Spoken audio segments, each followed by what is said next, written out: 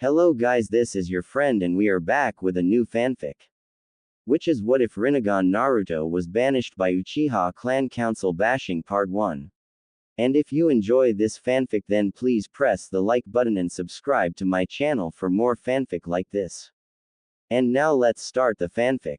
My name is Naruto Uzumaki Namikaze. I used to go by the name of Naruto Uzumaki instead until I was told of my heritage. All my life I had believed that I had been abandoned by my parents because of what I hold, so you can imagine my surprise when I learned my father was Minato Namikaze, the Yondaime Hokage, also known as the Konoha no Kuroi Senko, Konoha's Yellow Flash, the very same man who sealed the Kyuubi no Yoko in my gut. For a long time I was pissed at my gather for the burden being placed on my life. On some level one feel like he trusted me with the task of keeping the Kyuubi in control, believing I could tame its power, but there are some times where I wish I had never entrusted with the task. My mother was Uzumaki Kushina, Red Death of Konoha, from Uzushiogakure no Sato, village hidden among the whirling tides. They say she was beautiful, a redhead with a tomboyish attitude similar to how I used to be, and she was also a kunoichi of the Whirlpool country which was destroyed at the beginning of the Third Great Shinobi War.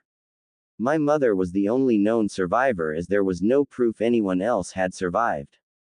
The only problem is that she is assumed to be dead, meaning she either abandoned me at the hands of the village or she passed on but went missing. I had learned about my heritage after I brought back Tsunade to be Hokage.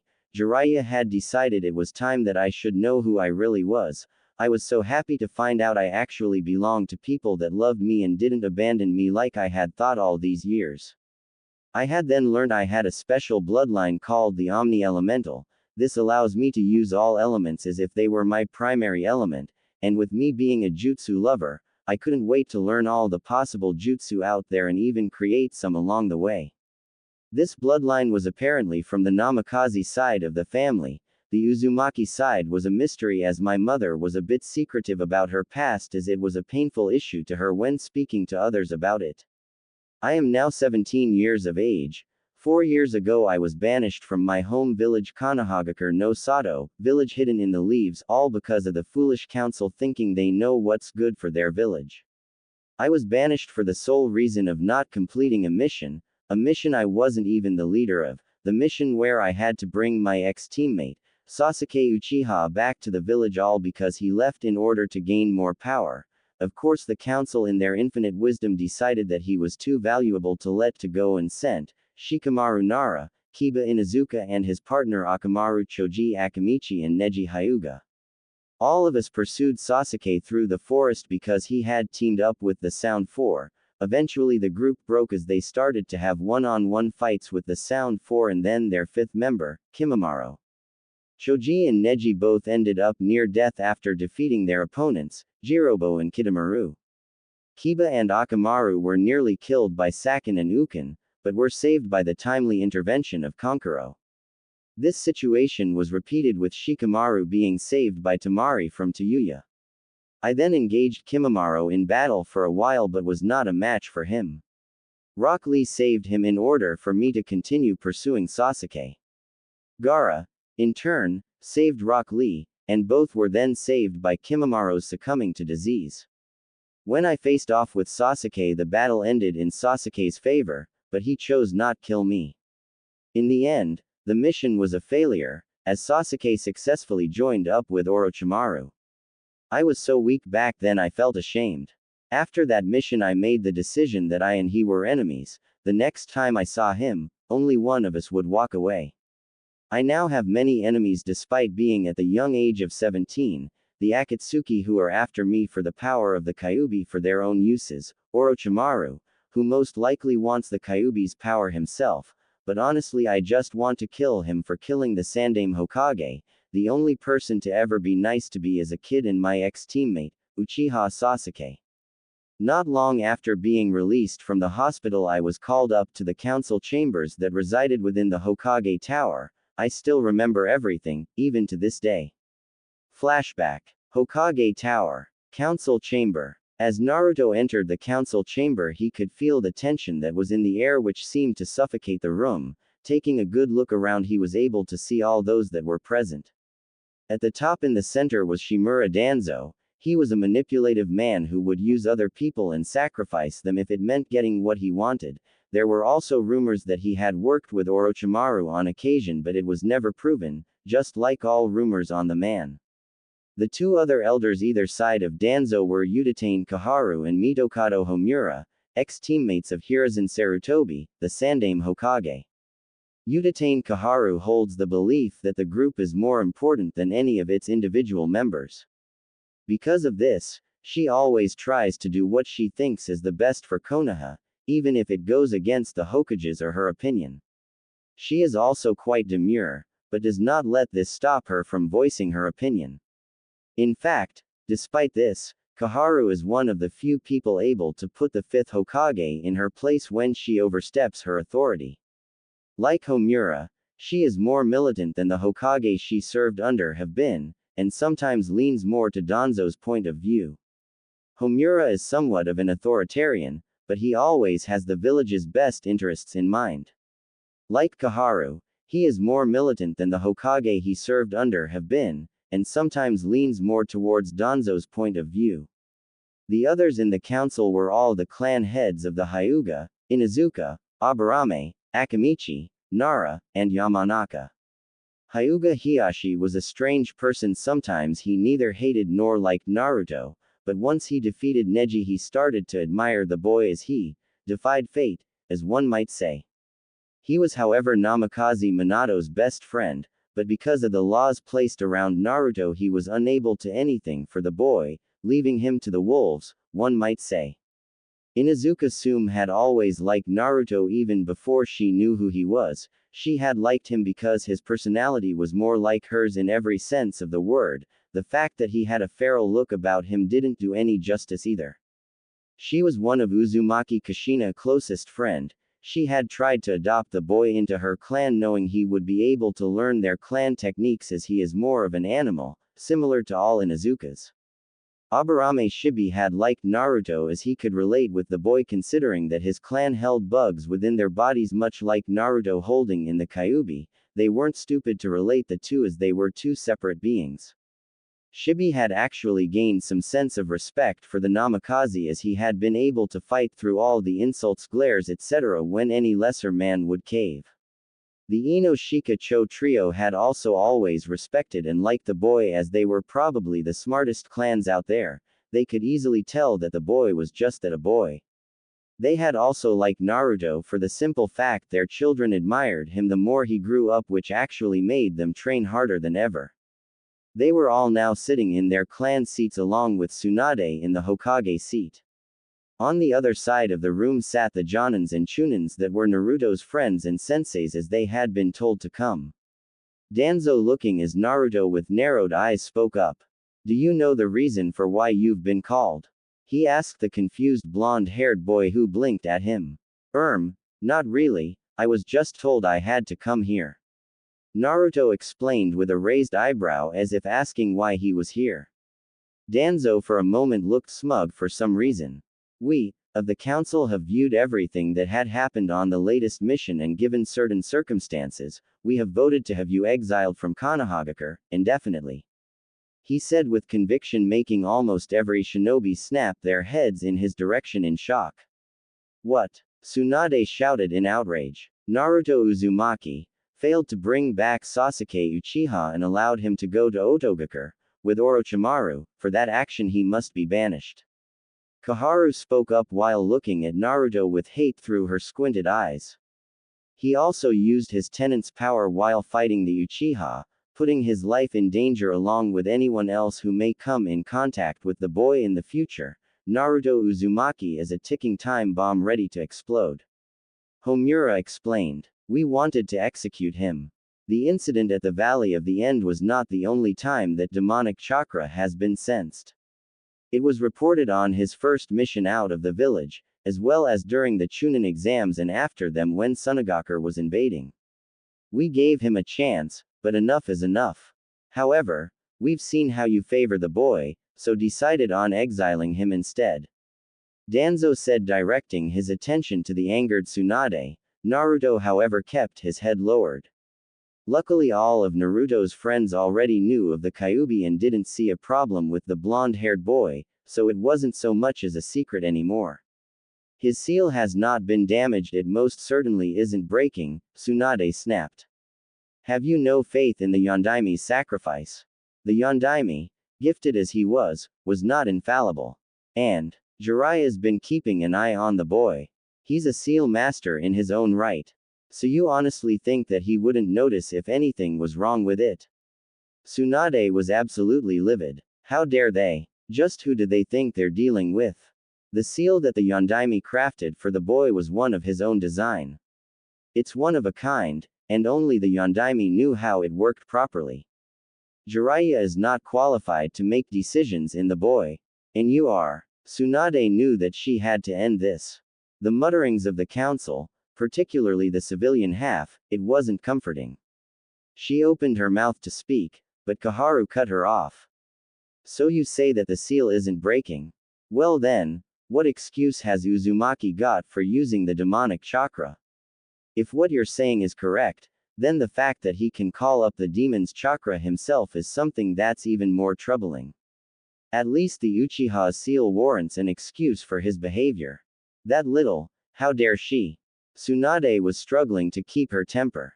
Before anyone could speak they heard chuckling. Turning to the owner, Aver saw Naruto with his head down while chuckling, but not a humorous chuckle, but a hollow chuckle. You know, he muttered, getting everyone's attention.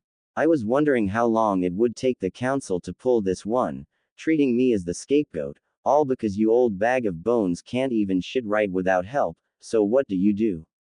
Pick the usual punching bag to place all blame on because of your incompetence. He spoke with such coldness that many actually shivered from it while the elders grew outraged. Listen here, boy.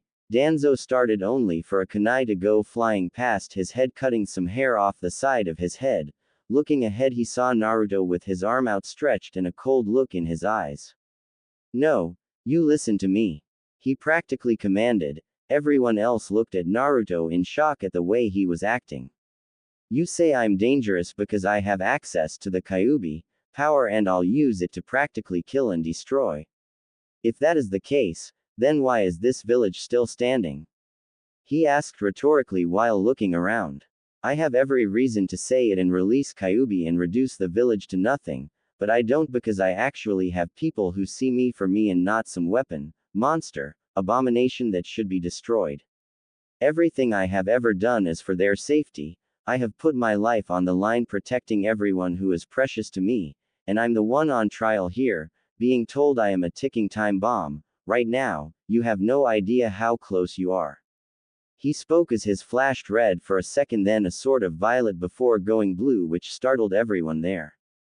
You are a danger to everyone here. It is only a matter of time before your presence brings destruction to Konoha. Koharu spoke through gritted teeth, anger clearly displayed on her face. All of a sudden everything seemed to click in Naruto's mind before a small smile played out on his face. I know the real reason you're all doing this, he said with a smug tone, making the elders and the civilian council stiffen. Your fear for those outside the village is amazing. You're not worried about the people of this village, you're worried about yourselves, worried that I have a group of S-rank missing nin after me for the power of Kyuubi, and you know they will come for me, just like Itachi Uchiha and Kisame Hoshigaki did recently, am I right? He asked with an arched brow. What? Sum asked, confused, not knowing who this group was. Quote, the Akatsuki. Jiraiya spoke up, coming from out of the shadows, having listened to everything and had a scowl on his face. Or a group of S-rank missing nin after the Biju's power for God only knows what, and what Naruto is getting at, is that the elders and civilian council want to banish him to protect themselves. Everyone who had heard were gobsmacked that Naruto was in such danger and yet the village were throwing him away to save themselves. That is irrelevant as of now. Right now we will place a vote, whether or not Naruto Uzumaki will be banished or not. Danzo spoke up, drawing all attention back to himself. All for? He asked, rang his own hand up along with the advisors and civilian council, which was actually the majority of the council now that clans have become empty in the village. and against. He spoke with a smug tone, already knowing the result as Tsunade and the clans held their hands up with defeated looks, but nevertheless showing Naruto their support. Naruto Uzumaki, you will be out of this village within 24 hours or you will executed. You can't do this. Tsunade. Naruto said, stopping Tsunade in her tracks after using her name instead of Ba-chan. Looking up at him, she saw Naruto, who had a smile on his face despite what's happening. Don't worry, this is the best for everyone and you know it deep down, he said with a sigh, seeing her look down. Turning to Danzo, he got a smirk on his face. Oh, and when you record this down, I want my full name there. Naruto Uzumaki Namikaze, son of Minato Namikaze and Kushina Uzumaki. So when you people find yourself in trouble with your enemies, or if Akatsuki decide to attack anyway, don't you dare ask for my help, because as far as I'm concerned, this village can burn to the ground. He said with crimson eyes, staring at the council before leaving the council chambers, leaving many people stunned at what they had just been told. He's the son of. Sakura spoke, not able to finish the sentence. Yeah, Kakashi answered with a sad sigh at failing his sensei's son. And this village has just banished him, Neji whispered in shock. The elders, civilian and shinobi sides of the council weren't faring much better, but Inoichi spoke what everyone was thinking. Dear God, what have we done? Flashback end. Obviously I wouldn't let the village burn just because of my anger at the elders, but for the first time in my life I just wanted them to feel fear, believing that I wouldn't help them. The only reason I ever would is because of Tsunade and Jiraiya, as well as my precious people. After that I had gone home to pack up all of my stuff along with scrolls on my bloodline and heritage. Before I could leave, however, Jiraiya had come to my apartment to give me a scroll from my father that he told me to open when I wanted to get really strong, and Tsunade soon came around with a couple scrolls on medical jutsu, knowing that I would need to be able to heal myself despite the Kyuubi healing abilities. After getting a biggest hug I ever thought possible from Tsunade, I had said goodbye to the two senin. I left my apartment, and eventually the village, to live my life only Kami knows where. After reading up more about my bloodline, I soon came to the point where it is possible to combine elements to create a sub-element so that I can recreate Mokuden, Hyoten, and many more. With this I just knew it would help me to become extremely strong.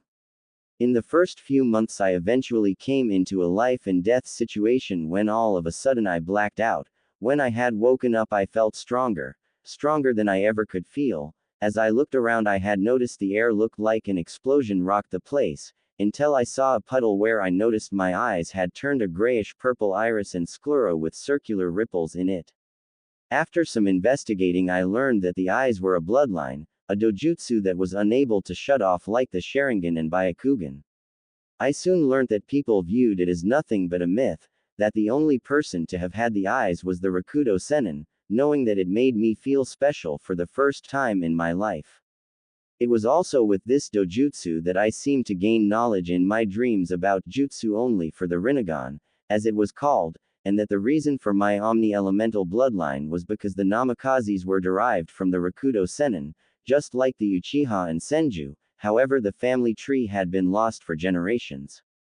It wasn't until about 5 months later, where I was on the way to Kumogakure to train more in my Raiden element and perhaps even my Rantan element, which I had read up on and learned that holders of the particular sub-element reside in Kumo as well as 2 fellow Jinchuriki. Of course I gained this information through some spies had recruited. This was also the same time I met my first Kumo shinobi, who would become friends with me as well as allies, and Iwagakure shinobi, who would become my enemy, father like son. It was also the day that something amazing happened. Flashback. Outskirts of Kumogakure. Forest. Jumping through the trees, Naruto was on his way towards Kumo in order to get his Raiden element mastered, despite the fact that he is already well versed in that element, but it wouldn't hurt to go to the place that holds the most knowledge of the element to learn more. Just as he was about to jump towards another tree, he could hear the sounds of battle not far, and being the person he is, just had to know what was going on, so in that case he jumped towards where the battle was. As he got close he was able to pick out 4 Kumo shinobi, 3 females, two of them blondes while one had red-brownish hair and a male who had white spiky hair. Across from them were 20 Iowa shinobi who had lecherous grins on their faces at seeing the three beautiful women, something he didn't like to see, but what he could tell is that the Kumo shinobi were a bit worn out while it was clear a battle had been fought given the damage of the area and dead bodies of Iowa nin. Damn, this is bad, Yugito, can't you use the Nibi's chakra? The one with red-brownish hair spoke to the young woman named Yugito. Yugito, now that he could see her clearly, was a beautiful woman. She purple slit eyes, which by the way it sounded, was because of her demon, the Nibi no Bakeniko. Well, at least I've found a fellow Jinchuriki at last. He also noted she wore what looked like the traditional Kumo shinobi wear as well as a headband on her forehead. Can't, I'm too exhausted to be access her chakra right now, Karui. She replied to the now named Karui. Karui was also a beautiful woman in a tomboyish sort of way. She was also dark-skinned while wearing a standard kunoichi Kumo shinobi attire with her headband in the form of a bandana. She also had a sword strapped to her back. She had a long mane of red hair with brown underneath flowing down her back, and she had some of the most beautiful topaz eyes. This is very bad. I knew I should have been nicer to the Raikage, but no, I had to screw up and now he sent us to our deaths. I honestly didn't think he would be that upset that I hadn't eaten my cereal. The only male spoke who was crouched down low, also wearing standard Kumo attire with his headband tied around his forehead. He had short spiky white hair with black eyes and sucking on a lollipop. He, like Karui, also wore a sword strapped to his back. Shut up, Omoi. He didn't send us to our deaths, right, Samui? Karui asked the blonde woman uncertainty, who blonde short-haired woman with a massive chest stood lazily with one hand on her back as if leaning on it. She also wore similar clothing to Karui with a mesh shirt and a sword in her hand. Right, she said shortly. One of the Iowa nin started walking forward. Why don't you ladies just come peacefully, and we'll show you our appreciation? He said with a leer while his companions laughed harshly, making the woman feel a trickle of fear. You wish, Yugito said with a hiss. Oh, and who's gonna stop us from talking, our prize? He said as his friends started moving towards the girls and Omoi. Naruto, deciding enough was enough, took action. Jumping high up, he started swirling chakra in his right hand before diving down at the Iowa nin. Me. Rasengan. Coming down fast, he smashed the Rasengan down on an Iowa nin while catching a couple more in the blast radius. Standing up from his crouched position, Naruto looked down to see the dead body of the shinobi and kicked him away while looking around him to see he had been circled by the shinobi, while the Kumo shinobi stood off to the side in shock at seeing what looked like a mini Yondaime Hokage. Who the hell are you? A gruff Iowa nin demanded. Wait a minute, another spoke almost hesitantly. I know you, you're Naruto Uzumaki Namikaze, aren't you, the son of the Yondaime Hokage? You were banished from Konoha all because you held the Kyuubi, huh? This is a once-in-a-lifetime opportunity. We can finally have our revenge, while taking the Kyuubi for ourselves. He spoke almost in glee while everyone stood stock still at the information. Kumo shinobi. The Kumo nin were in no better shape as their jaws were hanging open at the information. Namikaze, Omoi mumbled. Son of the Yondaime Hokage, Samui almost spluttered out. Kyuubi. Yugito asked herself in shock. That's right, kitten. I could feel his presence anywhere, there's no doubt about it, and he's the container of the Kyuubi. The Nibi spoke in her mind. Why would Konoha banish their Jinchuriki? Fear, kitten. Fear make people do a lot of stupid stuff, but if I'm right from what I can feel, banishing this young man was their biggest mistake ever. Why? I haven't felt power like him since the Rakudo Sennin existed. Unaware of Yugito's internal conversation, Karui had only one word that summed everything up. Whoa. With Naruto. Naruto narrowed his rippled eyes at the Iowa nin while gathering chakra around him ready for anything. Yes, but the question is, how the hell do you know that? The Iowa nin just chuckled. Information about you is being passed around pretty easily. It's as if someone's out to get ya, kid. Don't blame them. Having the Kyuubi, being the son of one the strongest shinobi, and then there are your eyes, the Rinnegan, seems like someone knows more about you than you think. Naruto's eyes suddenly turned icy cold. On his short journey he has had to kill many bandits and shinobi alike. At first he hated it but eventually got used to it, understanding that he had no choice. This was his life now, and either way, he would have to kill eventually. Over time he had learned to go into a sort of zone, where he would be a monster in battle. All of a sudden all the Iwa nin pulled out kunai and shuriken, intending on turning him into a pin cousin, much to the Kumo nin's horror.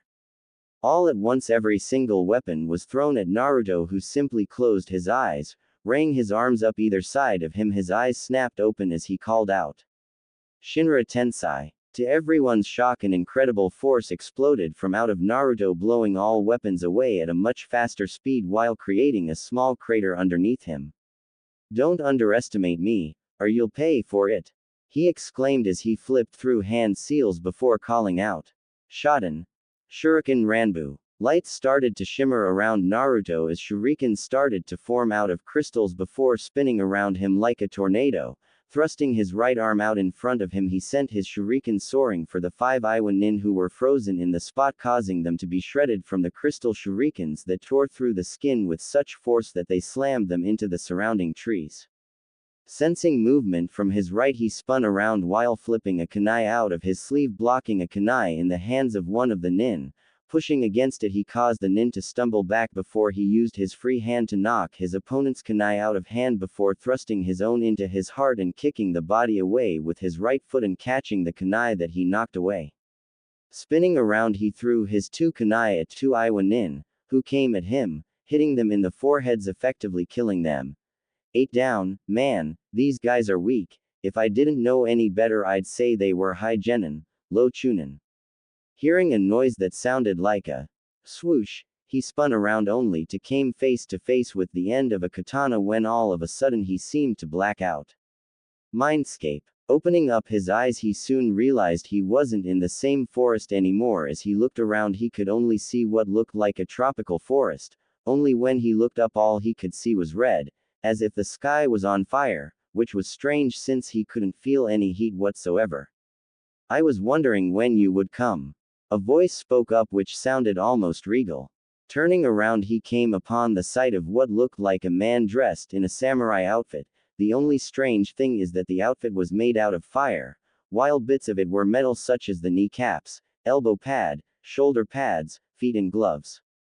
The outfit gave off a powerful feel, while also feeling like he should welcome it with open arms, like it's a part of him.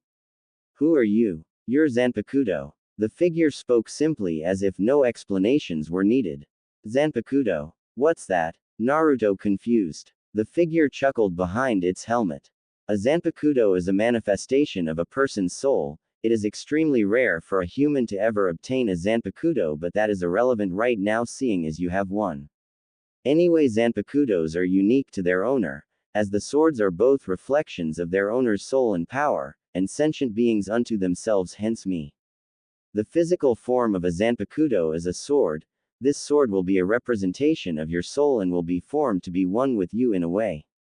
So, you're saying that you are a sword, and I'm the only one who can use you? He asked. Yes, there are a few things first, however. Every Zanpakuto has its own unique name. A Zanpakuto can determine whether or not its wielder is worthy of its power, and also each Zanpakuto have their own true form. This isn't mine at the moment. You could say this is my first form in a way. Okay, I understand more. So you say each has its own name. What's yours? Naruto asked with a raised brow. Well, normally people don't hear their Zanpakuto's name straight away, but I got a feeling you aren't like the others. Very well, my name is Ryujin Jaka. As soon as the name was spoken, Naruto could literally feel the power that came just from the name. Ryujin Jaka, huh? I like it. Naruto spoke with a grin. Ryujin Jaka also chuckled. All Zanpakuto are different as they each have their own ability. Mine is the ability to control all fire, big or small. There are also different levels when it comes to Zanpakuto, which are sealed. This is the base form of the Zanpakuto, like so. Opening his hand, fire swirled around it before settling into his palm and stretching out and eventually forming a sword. The sword was one of the most amazing things he had ever seen. It must have been at least 5 featuring long, standard katana with a dark purple handle and a circular hand guard with what looked like a phoenix engraved around the edge. The scabbard was a royal purple with a red tassel that hung off the top just underneath the guard. This is the sealed form. The next form is called Shikai, initial release, the second form available to a Zanpakuto. To activate it, the wielder needs to learn the name of their Zanpakuto. This is not as easy as simply picking a name, as the living spirit of the Zanpakuto already has its own name. Therefore, the wielder must be able to communicate and harmonize with their Zanpakuto effectively, which requires being able to speak to the spirit within its world, very much like we are now. However, it is the third form, Bankai, that is most difficult to acquire. One must be able to materialize and subjugate their Zanpakuto spirit. Materialization means the opposite of getting dragged into the Zanpakuto's inner world. Instead, the wielder needs to summon the Zanpakuto's spirit into the physical world. It usually takes 10 years or more to achieve, plus the experience needed to master it. By achieving this, the power can increase tenfold. However, even with the usual time, I have faith in your ability. How come I have this power though? Naruto asked with a raised brow. Ah, that is a good question, my boy. Well, first off, what do you know about the Shinigami? Ryujin Jaka inquired. Just that it was the one to put Kyuubi inside of me. Correct. Ryujin Jaka said with a nod. But that's not all. The Shinigami goes around the world searching for pure souls, like you, to do his work for him in a way by giving them powers. A Zanpakuto, for instance, is a tool of the Shinigami. So you're saying I'm part Shinigami? Naruto asked in shock. In way, yes, I am, but more of the fact you have been touched by it and given a gift. Ryujin Jaka explained. Well then, I guess I should put on my resume, Shinobi, Jinchuriki, Shinigami under job, huh? Naruto said with a chuckle. Haha, you must be careful though, with having the Kyuubi within you, it may corrupt the Shinigami powers. But be warned also that there will be people out there with Zanpakutos, they may not all be good either. Naruto's mouth was practically through the floor with the information provided and couldn't help but feel giddy. Awesome, so how do I use you, or work with you? Is that's the right way? I'm not used to this sort of thing. Ryujin Jaka just laughed. It's okay, my boy, in time you will learn as we grow together, but for now I will give you the knowledge you will need to use me. Simply touch the Zanpakuto within my hand, and all information needed will be given. He said, holding out his hand. Naruto without hesitation grasped the scabbard part when a rush of feelings flew into him, and power of the likes he had never felt before enveloped him in its pure energy while information flew to his brain. Outside world. Naruto suddenly felt like he had awoken from a dream until the world came into focus just as a katana was about to strike his head, bringing his arm to block the hit. He didn't expect to find a katana in his hand. Bringing it up quickly, he blocked his opponent's katana and pushed him off, sending him back. Looking down at the blade, everything that had happened moments earlier suddenly came back to him, causing a grin to form on his face. Putting the sword up in front of him so it was horizontal, he grasped the scabbard with his left arm tightly as he started pulling on the handle. All around him the temperature started to go up, causing everyone to back away from him cautiously as the grass beneath his feet started to catch fire while a red haze covered his body.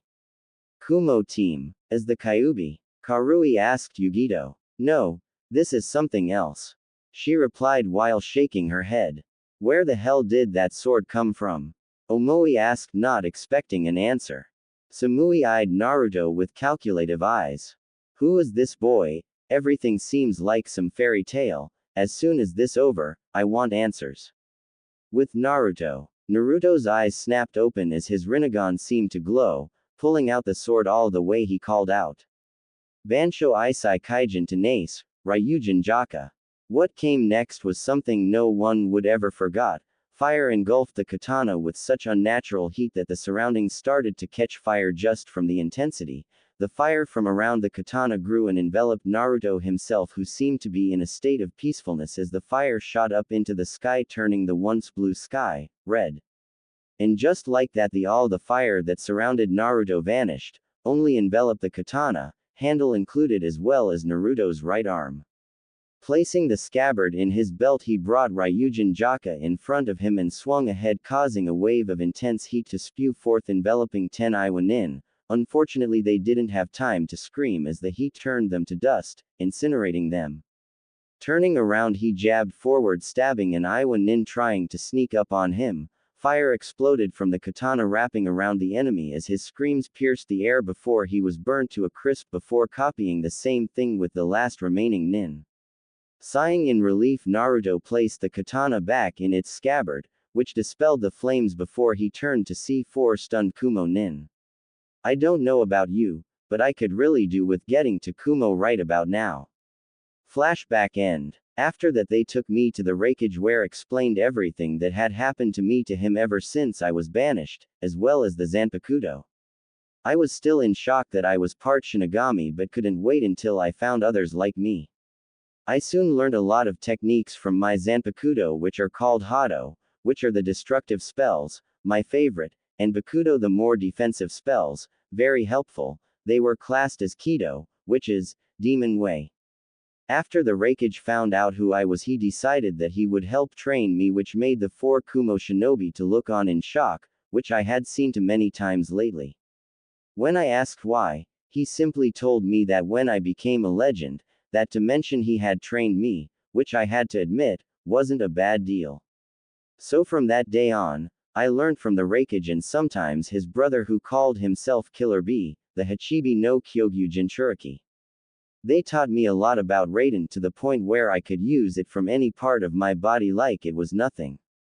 I also learned some Ranten, not a lot, but enough to get me by. I stayed there for 6 months, integrating with their culture and getting to know everybody. I started seeing the wreckage and Killer Bee as 2 crazy older brothers. While I became closer to Yugito, Samui and Karui, I knew they were trying for my affection, but at the time I was unable to give it to them. Killer Bee had told me about an island where he learned to control the Hachibi's chakra and offered to take me. Despite how much I felt I needed to, I knew I couldn't at the time, so I told him I would when I was ready, seeing as I felt I was nowhere near strong enough yet. When I eventually had to leave, I said goodbye to everyone, except for the 3 girls. Nope, but I gave them each one hell of a kiss that they would remember for a while. My next destination was Kurigakure to learn about Suiten Jutsu, seeing as that is where they specialize in that element. While there I had met Mei Terumi, the sexy, yet commanding Mizukage, and had found she was quite flirtatious with me, something I didn't mind considering her beauty. However, despite how much I wanted to, I had told her nothing could happen, yet, while she was disappointed, she understood clearly. That didn't stop her from leaving me with something to remember. Soon after that, I ended up in Tsunade, where I followed up on futon manipulations, since I knew all masters of the elements hailed from the great village. I progressed well in the art thanks to Gaara and Tamari, who had felt like they owed the blonde young man for saving Gaara from the darkness. At some point during the 3rd year of my banishment, I finally opened the scroll Jiraiya had given me before I left, and what do I find within it? The entire Ika Ika Collector's Edition, as well as something else my father left behind, Hiraishin no Jutsu, the very thing that made my father who he was now all mine. I also started learning from Tsunade's medical scrolls and had to admit they helped. I soon found my partner in crime, as well as one of my lovers. Instead of being in a relationship, we were what you could say, friends with benefits, something we both were okay with considering our life at that moment. This person was the beautiful Kagura Ankai. Her emerald eyes and crimson hair always seemed to sway in mischief. She wore a black battle kimono that was slightly altered. It was altered in a way that it was very revealing. Yet to underestimate her would be a great disadvantage. She was carrying in her hand a wicked-looking demon scythe, Beni Akadokiyami, Crimson Moonless Dawn. The scythe had a bone-like handle in black up to 5 featuring with a flat metal base for it to stand. At the top of the scythe where the blade is connected there is what looks like an emblem of a silver skull with ruby red eyes. Whereas the curved blade that is connected is black with red along the edges, making it looks like blood. The scythe, to my shock, was actually a Zanpakuto, the first other person have met who was part Shinigami. Apparently her Zanpakuto had explained it all to her. It seemed for some reason it was always in its Shikai form. Ryujin Jaka had told me that it was either because it was too powerful or she didn't have enough control, or maybe both. The advantage was that it never got in the way, unlike mine, which would make me walk around with a sword on fire 24/7. When she uses her Zanpakuto, it tends to increase her battle lust, which doesn't concern Kagura at all since she loves battle. With Beni Akadokiami, Kagura can unleash some destructive techniques that could possibly rival me. Her techniques though tend to relate with the moon. Her expertise with her Zanpakuto had earned her the name Shujuhi Kiho, Scarlet Witch, because of her techniques and her crazy lust for battle. I had met her close to Kurigakure where she thought I was a bounty hunter. Long story short, we fought, I won, she joined me, and we eventually had hot steamy. All jokes aside, she is the only person to come close to killing me aside from the Raikage. On the 4th year of my banishment I had learnt that Gaara had been kidnapped by Akatsuki but eventually rescued and brought back to life thanks to Konoha. I couldn't believe I didn't even know he had been kidnapped until it was way too late. I felt like the worst friend. What I did know was that if Konoha hadn't been able to save him, then Akatsuki would be wiped off the map. It was also during the 4th year that I was traveling past a Megakure when I was confronted by an Akatsuki member. However, this one was different, and the fact that she was female was a big starter as everyone I had met or known about were male. Her name was Konan. She was a truly beautiful woman who held up a cold expression to hide her true feelings, but against someone who had led a harsh life I could easily see it through her eyes, the pain, loss, hurt and regret. We had fought obviously. I kept my eyes hidden so that no Akatsuki member would know about them should they know of them, which would make them my trump card so to speak. I eventually beat her and spared her. Flashback. Konan and Naruto stood away from each other, both bloody and battered. Naruto's clothes were torn and he had cuts all over the place thanks to Konan's paper attacks, which honestly were a bitch. Konan wasn't much better, she was burnt, soggy and frazzled. Some of her Akatsuki cloak had been burned off, almost revealing. It was at that point that Konan dropped to her knees, admitting defeat, admitting being weak to beat her opponent. Naruto, seeing he won, turned away and started walking, confusing Konan. "Why aren't you going to kill me?" she asked, confused. Naruto looked back at her and had trouble keeping the blush down at how beautiful she seemed as the sunlight broke through the clouds. "I see no reason to kill you," he said as she looked at him in disbelief. "But I'm your enemy," she exclaimed, showing emotion for the first time in a while. "You know what pain really is, I can see it in your eyes," he said as if it was the simplest thing. "What would you know of pain?" she asked with an edge to her voice. Naruto walked over to her and knelt by her. "Because I am the Kyuubi Jinchuriki," he said, shocking her. She didn't know he was a Jinchuriki, just that he was trespassing in aim and he had to be dealt with. We Jinchuriki are the epitome of pain, agony, loneliness. We feel it all, and what's worse is we're treated like nothing but scum or being made into tools for other people's own selfish needs, and your leader is nothing more than one of those pathetic delusional fools," he said in a harsh tone that surprised her. "You don't anything about him," she said sharply, trying to defend the man who had been with her always. "Really, you mean I don't know who your oh so great leader is, Nagato, or is it Yahiko?" he asked nonchalant, causing Konan's eyes to widen. "How do you know who he is?" she questioned harshly. Naruto smirked, he was getting to her. "I have my ways. I heard all about you, Nagato and Yahiko. At first when I saw your blue hair I thought nothing of it, but when you used paper for Jujutsu it confirmed my suspicions. You are alive, unlike what the rumors say." Konan's brain was racing. She didn't think that this meeting would turn out like this. She finds out he's a Jinchuriki, then he know about the three of them, and then Nagato. Now she finds out he is Jiraiya Sensei's pupil as well. Maybe, just maybe, he can save me. "What do you want to do with your life?" he asked, startling her from her thoughts.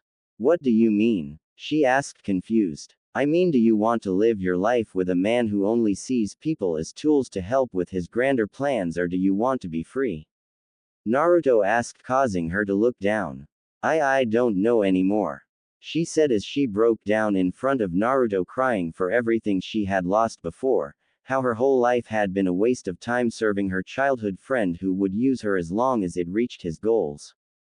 Naruto, seeing a broken down woman, hugged her, bringing his arms around her midsection while she on reflex put her arms around the man's neck and cried into his shoulder. You can leave with me, he suggested, startling her, not expecting that. I can't. He would find me and kill me, it would be too dangerous, she said, as much as she wanted to go with the man that had made her see reality. Naruto shook his head and lowered the glasses he wore to cover his eyes, revealing his own Rinnegan, which made her wide-eyed. I wouldn't let him, I promise, he said with a grin which caused a tint of pink to appear on her pale skin. How do you have those eyes? She asked, confused as she thought no one else would get them. Naruto sighed and massaged his temple. Honestly, no idea. 1 minute I was near death and woke up in an empty battlefield. With these eyes I will protect anyone precious to me, and if you come with me that means you too, he admitted as he wanted her to come with him to live a more peaceful life than as a tool. Konan was stuck. She could leave Akatsuki and live the life she had always wanted, or she can stay and be a tool to be used and thrown away at a later date. Konan, however, was too afraid. I can't, she said solemnly, which Naruto nodded his head at. I understand, he said as he stood up and started to walk away, which incidentally caused Konan to panic, realizing she may lose her chance at happiness. Wait, she shouted as she ran up to him and hugged him from behind.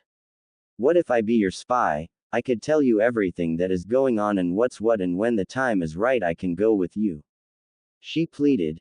She did not want to lose this chance. Naruto pondered that thought but shook his head, crushing her hopes.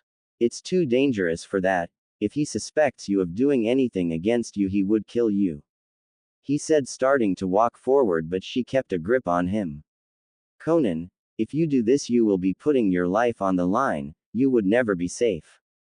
I don't care, I've been in these types of situations before. In a way I want to save him, but I know that won't be possible. You're the only one to ever be nice to me like this and see through my exterior. You're the only one to take notice of how I feel.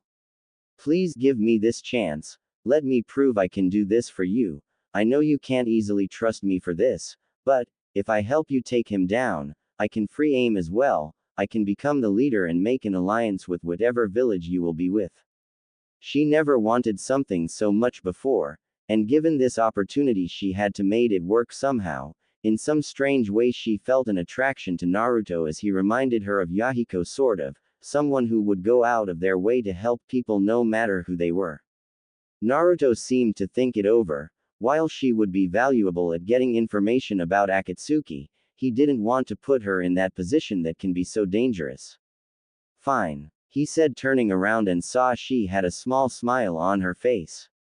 But you have to be careful. I will come back for you eventually, one way or the other, he informed his new spy, getting an affirmative nod. With that she told him everything, how the 3 orphans were betrayed by Hanzo as him and Danzo struck a deal to kill the 3, where only Yahiko died, causing Nagato to turn on his path to peace, which was in the wrong direction as he thought so. She also told him how Nagato had taken up to using 6 bodies besides him to use the Rinnegan abilities separately. Basically she told him everything. End flashback. Ever since that day we had met up on occasion where we would share information about many things. It was one of these times we fell for each other. At one of the meetings we ended up in a makeout session on a field crowded by trees. I don't know how it happened, but I didn't complain. We started to open up a lot more as well. She told me everything about herself along with me doing the same. We eventually became lovers. At first I wasn't so sure about it, but after talking about how I needed to reform my clans as I was the last one, we decided to take the next step. It wasn't long after that I had finally learned the Hiraishin. Once I did, however, I met up with everyone important to me that I met up and gave them a special 3-prong kunai in case they ever got in trouble, which brings us to the present, where I felt a pull on my mind indicating a kunai had been used. Normal Pav. Turning to Kagura he said, I've got to go. Hiraishin pull, someone must be in danger. When you can feel my chakra, follow it as fast as possible. He said before giving her a full-blown kiss, which she gladly returned. I'll be there, she said with a flirtatious smile. A second later he was gone. Hai no Kuni, the land of fire. Border. Yugito ni had never been in such trouble before. All she was supposed to do was be on a mission to an outpost within a town to drop off a package, and that was that. Now though she was thinking something else was going on. And that something was Akatsuki. In front of the blonde-haired woman were the immortal, zombie brothers Kakuzu and Hidan, and she was in major trouble of actually losing. Well, that was until teams from Konoha had appeared. Apparently they were after the same Akatsuki members. From she had heard the two Akatsuki had killed someone called Asuma, one of the team's senseis. Yugito had introduced herself as the Nibi no Bakeniko Jinchuriki, which made sense to them with seeing her fighting these two. And it was then they started fighting. Even she knew that was foolish. From her information on them, the teams sent were formed out of Shikamaru Nara, Ino Yamanaka, and Choji Akamichi with Kakashi Hatake as the leader. The second team was formed out of Sakura Haruno, someone called Yamato, Kurenai Yuhi, and someone called Sai. However, neither team was getting far. They had seriously underestimated their opponents, as they didn't realize just how powerful this Kakuzu was. They had found out he had 5 hearts, which was truly something they didn't expect, along with the fact he could use all the elements from some masked creatures. Their other opponent Hidan was the hardest, as he was invincible literally. However, Shikamaru had taken somewhere else to do battle, as he felt it had to be him. When Yamato, Kurenai, Sakura and Sai had gotten there, they had sent Sai and Sakura off to help with Shikamaru, as Sakura's medical ninjutsu and Sai's aerial jutsu could be very helpful. Up to now they had killed Kakuzu twice, meaning he had the hearts left. Kakashi had killed one using Reikiri, and the other one was killed by Hidan, who had been tricked by Shikamaru and ended up using Kakuzu's blood in his ritual sacrifice, thinking it was Shikamaru's. Kakuzu's remaining 2 masks had merged with Kakuzu's back. These masks were blue for Futon and red for Kaden, a bad combination. Kakashi and his team along with Kurenai and Yamato were exhausted, and they knew if some miracle didn't happen they may never make it out in one piece. We need a miracle, muttered Kurenai as she surveyed the area and seen it looked like a great war had happened, with all the craters and trees that had been reduced to stumps now. I know, but we have to everything in our power to stop this guy. Kakashi replied as he too was looking around, seeing if there was anything they could use. I can see why this guy is part of the Akatsuki, said Yamato as he had run out of chakra to use any of his Mokuden jutsus that may make a difference. Ino and Choji were practically exhausted and couldn't do any more jutsu. Ino's were ineffective as she needed the opponent to stay still, and Choji couldn't get close enough without a jutsu shoved in his face. Kakuzu looked at the in amusement, knowing he was going to enjoy taking Kakashi's heart for his own and maybe Mokuden user or the Genjutsu mistress. Yugito, who had been watching by the side the entire time, still exhausted, realized it was now or never. I think I got just what you need, she said, gaining their attention as she pulled out an Hiraishin kunai. I hope he doesn't mind seeing these guys so soon. As soon as Kakashi saw the kunai, his mind almost blew, not understanding how this woman could have that kunai, seeing as only one other person could ever use it, which hopefully meant one thing. Hiraishin, how do you have that? Kurenai asked, shocked. Yugito just chuckled. Let's just say, you'll be surprised. Once she said that she chucked the kunai as hard as she could in between herself and the Konoha nins, where a crimson flash blinded them. As soon as the flash vanished, the Konoha team were in shock at seeing someone they hadn't expected in a long time. Naruto Uzumaki Namikaze was back. He now looked like an 18-year-old young man. He stood at an impressive height of 6 featuring 2. He had blonde spiky hair with black highlights that stood up all over the place that flown down past his shoulder blades, much like Madara Uchiha's hairstyle looked like. His face was unblemished, not as much as a spot of dust on his tan face. His Rinnegan eyes were on show for all to see. They still displayed some warmth in them, but not as much as they used to. On his left ear he had an earring of what looked like a phoenix that dangled slightly on a very short chain. His face was set into a blank stare as if he was staring at nothing at all. He wore steel-toed black combat boot along with a pair of baggy black cargo pants with various extra pockets, a shuriken and kunai holster strapped to each leg due to becoming ambidextrous. He also had a utility belt with several pouches on it along with scrolls for easier use. He wore a normal black t-shirt that had an upturned collar covering his neck. On top of that he wore a black sleeveless trench coat with crimson fire licking the bottom much like his father's own trench coat. Due to having no sleeves on it his t-shirt covered up his biceps only, however he did wear a pair of fingerless gloves which seemed perfect for fighting as they had metal plating fitted in. On the back of the trench he had the kanji for Shinku Senko, Crimson Flash, in gold stitching vertically. The trench coat's collar stood up covering his neck. Around his neck was also a beautiful silver chained necklace where it held a replica of a phoenix along with another beautiful necklace he had received from Tsunade Senju. And last but not least Ryujin Jaka strapped to his left side in his utility belt showing off its beauty while also being perfectly placed for a quick draw. Looking to his left Naruto saw a panting Yugito. "Yugito, what's going on?" he questioned. Yugito looked towards Kakuzu where Naruto followed her line of vision only narrow his eyes. "Akatsuki came after me, I was almost captured when those Konoha shinobi," she paused pointing over to Kakashi and the gang where Naruto got his first look at them in over 4 years and gave them a nod in acknowledgement and showing no bad blood between them. "They sent some of their shinobi after the other Akatsuki member called Hidan, but this guy takes the piss," she said before she went on to explain everything that had happened up until he appeared. "So, gotta kill him 3 more times huh?" he said as if it was no trouble. "I'll give it a go." Kakashi was still looking at Naruto in wonder. Over the years information of Naruto appeared in the bingo book which he along with every Jonin had a copy of and practically knew all about his bloodline, the Rinnegan, the same one that was meant to be a myth. When he read it, some part of him thought it was just a lie to gain attention, but seeing it now, was a whole other situation, he could practically the power.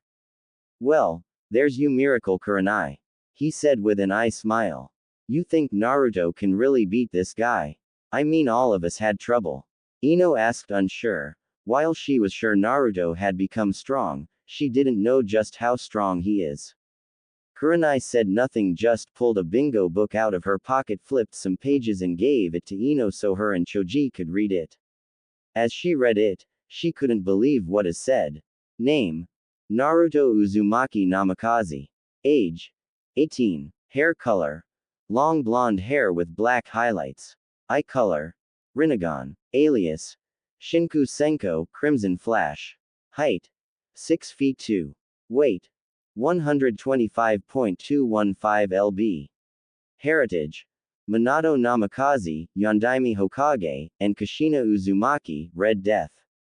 Rank: Class S rank. Skills: Exceptional Taijutsu, a ninjutsu monster, Master Kenjutsu artist, quite skilled in Fuinjutsu and a chakra powerhouse, never known to run out of chakra, can see through most genjutsu. Bloodline: the Rinnegan, descendant of the Rakudo Sennin, allows the wielder to use all element manipulation. Nature affinities: Kaden, Suiden, Futon, Raiden, Doden, Mokuden, Hyoten, Shoten and Gravity. Wielder of the Rasengan and the Hiraishin no Jutsu. Jinchuriki of the Kyuubi no Yoko. Weapon: Zanpakuto. Zanpakuto name: Ryujin Jaka. Description: at least 5 featuring long, standard katana with a dark purple handle and a circular hand guard with what looked like a phoenix engraved around the edge. The scabbard was a royal purple with a red tassel that hung off the top just underneath the guard. Compared to the last time she had seen him, he had changed so much, and with what everything said, he seemed almost like a god. He's amazing. Perhaps being banished did him some good after all. I doubt he would have this strong in the village. Whoa, Choji said shocked. Yep, he's come a long way from the last time we've seen him. Kurenai said in a sort of proud tone. Don't forget hot. Ino blurted out, which made her eyes wide with shock, and furthermore when Kurenai said in almost like a trance. Yeah. Kakashi hearing them shook his head. Lucky bastards Naruto, he thought in amusement. With Naruto. Naruto turned back to Yugito and told her. Stay with Kakashi and the other, this may get destructive. He said with a smirk, making her sigh and shake her head before doing as he said. Naruto walked towards Kakuzu with a look that could certainly kill as his Rinnegan seemed to penetrate his very being. Kakuzu shivered, it was like he could feel his death before him. Kakuzu just smirked. If you think you can defeat me, you truly are mistaken, just like the Konoha shinobi Hidan killed. He said with a laugh. Naruto frowned at that since he hadn't heard someone had gotten killed. Who? Asuma Sarutobi, I believe his name was. He said, making Naruto sharpen his eyes while trying to control his anger. You bastard, now I have more than one reason to kill. I'll make sure you never leave here alive. He said, voice full of anger. Kakuzu grunted, showing he didn't care about killing Asuma. He was a worthy bounty. He said, angering Naruto more. Naruto grit his teeth together at hearing that. That's all human life is to you. Bounty. You people disgust me. Well, little Jinchuriki, what do you plan on doing? Naruto chuckled before holding his right hand up. I plan on showing you what it's like to feel true pain. Shinra Tensei. The ground in front of him was literally ripped up, breaking away as if some powerful force was blowing the area away. A second later, Kakuzu was picked up off his feet as he went sailing back through a couple trees before stopping. Sidelines. The group looked on in shock at the power of the jutsu. Looking at the result, they saw what looked like a half-pipe that was sent at where Kakuzu was stood, which was now a crater. How the hell did he do that? Asked Ino. That was the sixth element. Answered Yamato vaguely. Sixth? Questioned Choji. Yes, while you and the others know the primary five, there is also a sixth called gravity. No one really knows how to control it, but it seems the Rinnegan allows that possibility. Answered Kurenai as she marveled at the power. Battle. Kakuzu was in pain. More pain than he thought possible. He wasn't expecting such an attack from the Jinchuriki, and now he paid for it by underestimating him, even though he had that dojutsu. Standing back up with his arms still extending by his black thread, which made them dangle down, reattaching them to make them the size of normal hands, he went through hand seals as the red and blue masks' mouths opened up. Kaden. Gokaku no Jutsu. Fire release. Great fireball technique. The red mask then shot out a huge fireball. Futon. Rinkuden. Wind release. Drilling air bullet. The blue mask shot a compressed ball of air at the fireball. Both jutsus combined, creating a ball of fire with intensity of that of the sun soaring at Naruto, who had his eyes closed. The fireball was still raging towards him. He could feel the heat getting closer, his blood pumping, and despite himself his grinned. He had been charging up chakra to use a jutsu he hadn't properly tested yet, but now was a good time as any to stop that fireball. Water was out of the question as it would evaporate, wood would burn, whined he may as well kill himself, there was no other jutsu except. Naruto snapped his eyes open and held out both of his hands and shouted. Fujutsu Kyuin. As soon as the fireball made contact, instead of an explosion, it hit a carrier that formed around Naruto before it started to be sucked into the barriers at the points of Naruto's hands. A minute later and the fireball had been absorbed. Sorry Kakuzu, but jutsu don't work on me. Sidelines. Holy shit. He just absorbed the freaking jutsu. Ino exclaimed, amazed at the jutsu. It appears as if that is one of the abilities of the Rinnegan, truly an amazing dojutsu.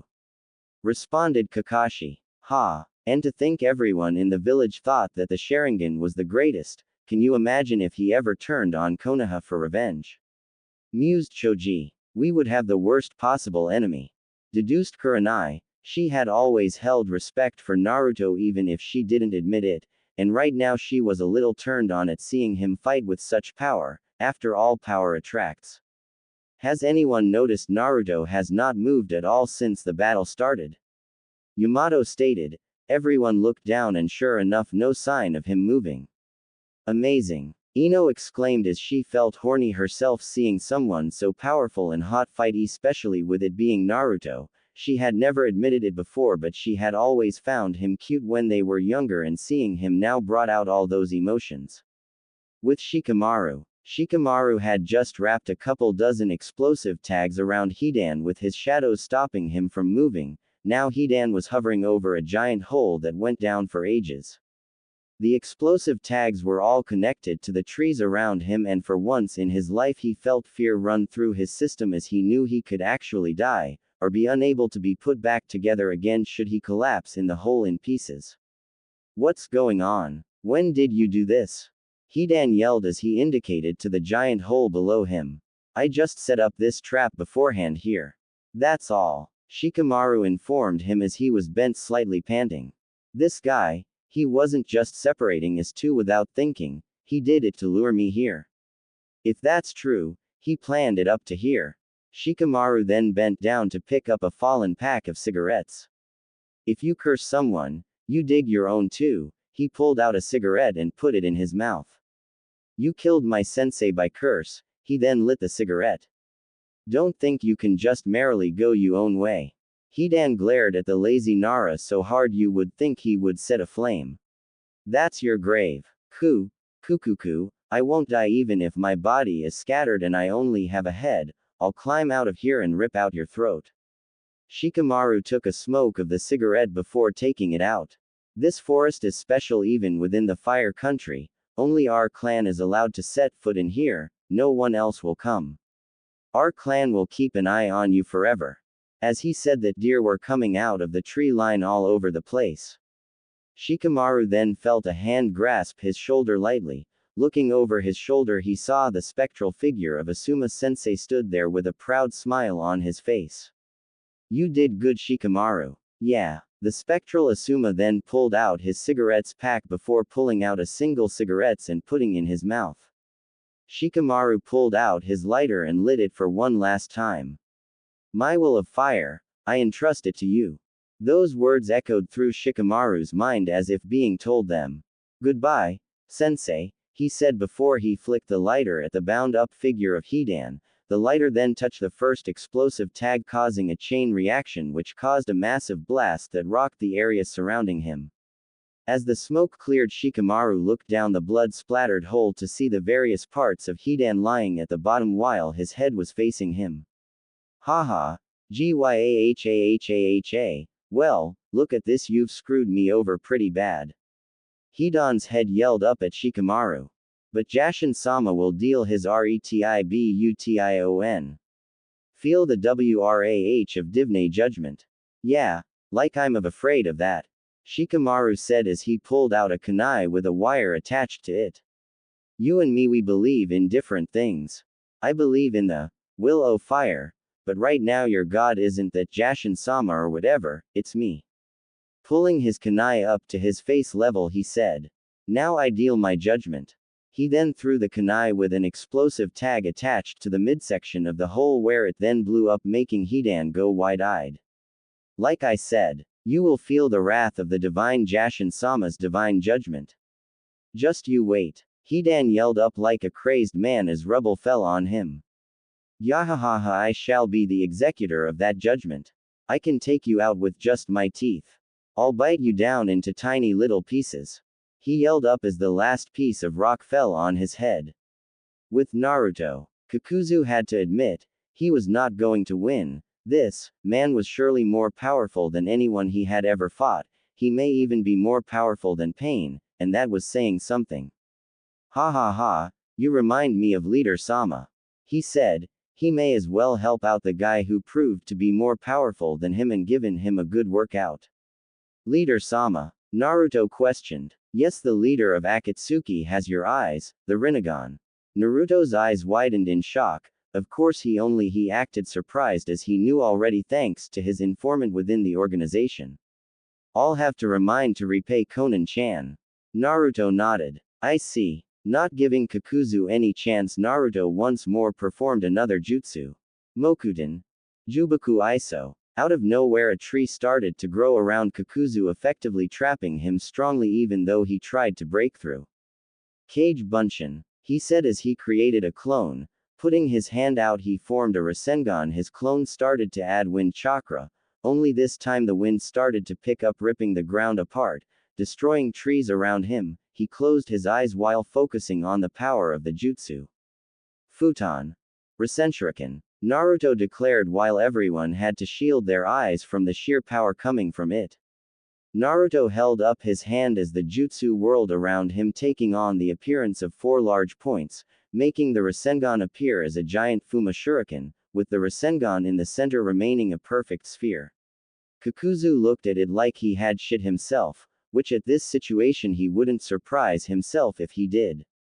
That jutsu I have to get out of here, that will definitely kill me. Sideline. I can't believe he done it, exclaimed Kakashi, who right now seemed ecstatic, confusing the others around him. Done what? Asked Kurenai as the wind seemed to get stronger and stronger. He completed the Rasengan. Completed? Asked Ino as the screeching was getting higher by the minute. Kakashi nodded. Yes, when the Yondaime created the Rasengan, he initially wanted it to combine his elemental affinity with it to make the ultimate jutsu possible. However, he was never able to progress that far as he had a pregnant wife to take care of, and truthfully he never had the control for it. But it seems Naruto has done the impossible, again. He exclaimed happily, and the others finally got what he was saying. Amazing. Choji said, proud of how far his friend had come from being the dead last. Naruto-kun can really surprise you at times. Yugito spoke with a smirk. Battle. Naruto his arm back and looked at Kakuzu, who was struggling in the tree he was in. Goodbye, Futon. Rasenshuriken. Swinging his arm forward, he threw the jutsu. No one could believe it. Naruto had just thrown a jutsu that needed so much control and had so much power that no one could even dream of using, and yet he simply chucked it like it was nothing. The Rasenshuriken soared across the battlefield like a disc, screeching until it hit its mark, cutting through the tree and lifting Kakuzu up in the air from the force. The Rasenshuriken then exploded, creating a dome 80 featuring wide of wind and chakra. Inside the dome, though, the masks that were attached started to crack all over before finally dissolving into nothingness, and Kakuzu was being cut to shreds at a molecular level. Naruto stood at the same spot, amazed at his jutsu, as it was the first time he used it against someone. He looked as the dome started lowering down until it revealed Kakuzu still floating in midair, being attacked by hundreds if not thousands of tiny wind blades before falling down in the 40 featuring deep crater. Naruto started walking towards the crater along with his friends, who jumped by him. Such power! Exclaimed Ino as she almost pissed herself seeing the destructive power. Amazing! Whispered Kurenai as she wished and promised that she would never get on Naruto's bad side. Good thing she always admired him then.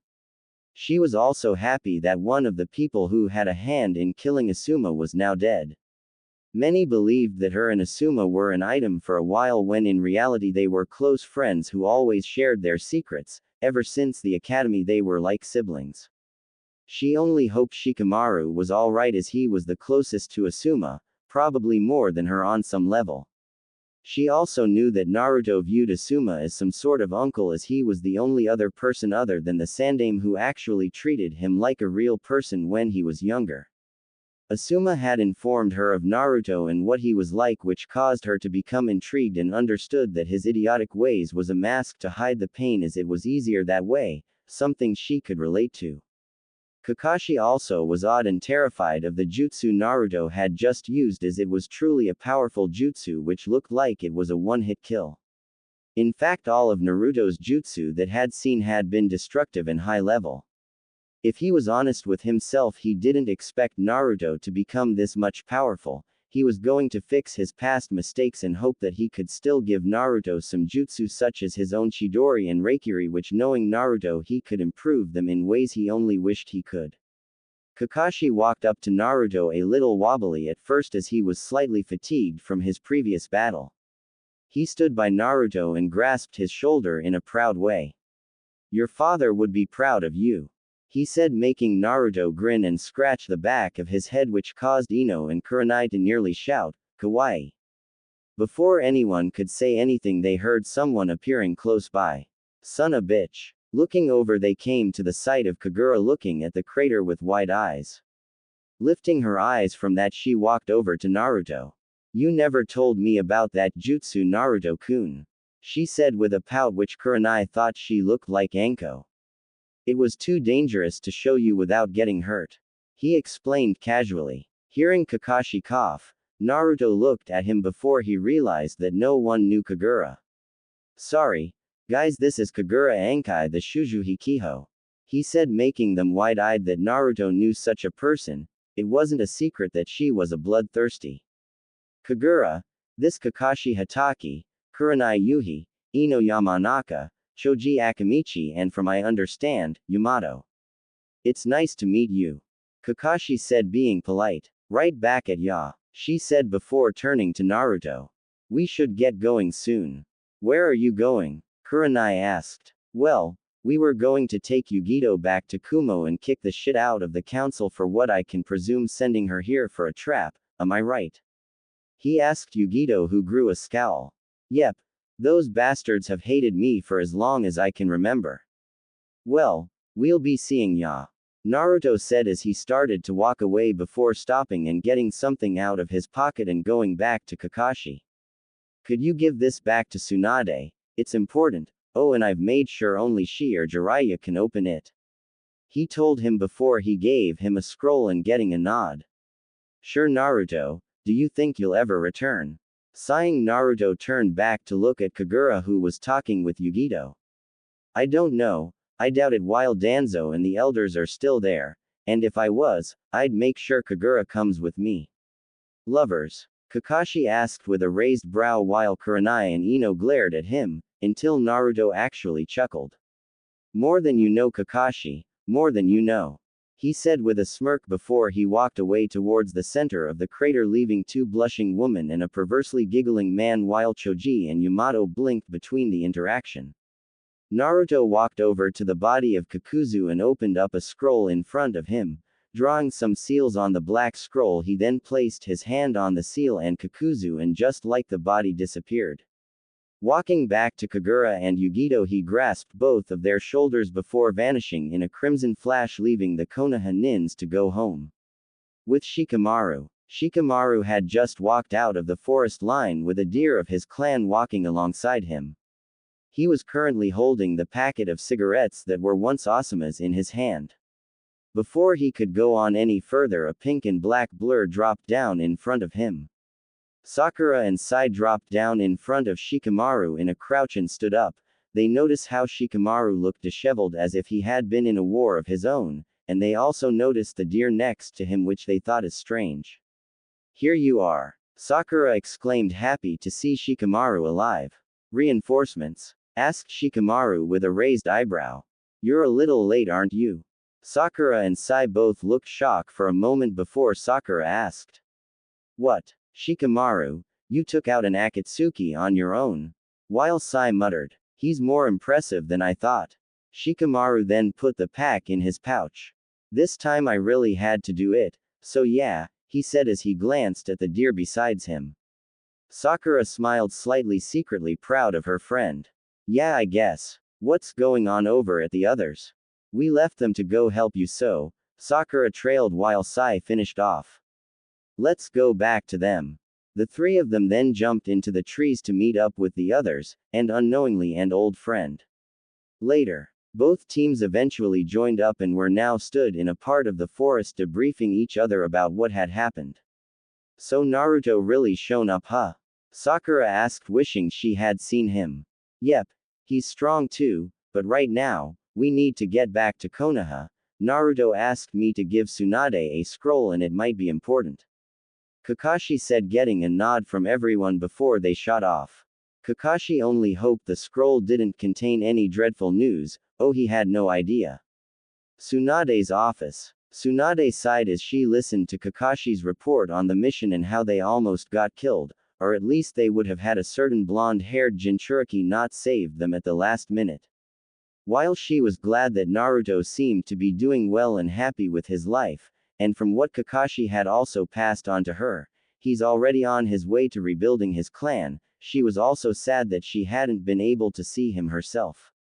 After all these years, she still couldn't get over the fact of how strong Naruto had gotten, stronger than possibly the Yondaime, and that was saying something. She sometimes wondered why Naruto never created his own village. With his popularity, she knew it wouldn't be hard to recruit shinobi. To think that the very village she served had banished him out of their fear.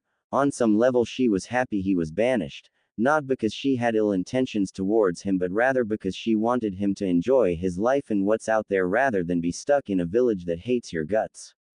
Oh, and Tsunade-sama, Naruto told me to give you this. He said, handing her a scroll which she hastily took out of his hands and tore it open. Unraveling the scroll, she read it to herself. Dear Tsunade, sorry I've not been able to make contact until now. Things have been stressful for the past few years, what with all the traveling and training for Akatsuki, Orochimaru and Sasuke. Anyway, hopefully when I see you we can talk about what I've done the past few years.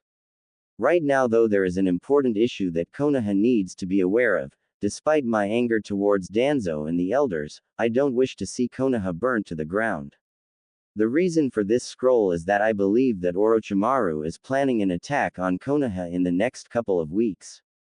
I know it may not sound believable, but I have someone who is close to Orochimaru as my spy. He has been rebuilding his forces the past few years while improving on the cursed seal to allow the wearers more control, making them more dangerous.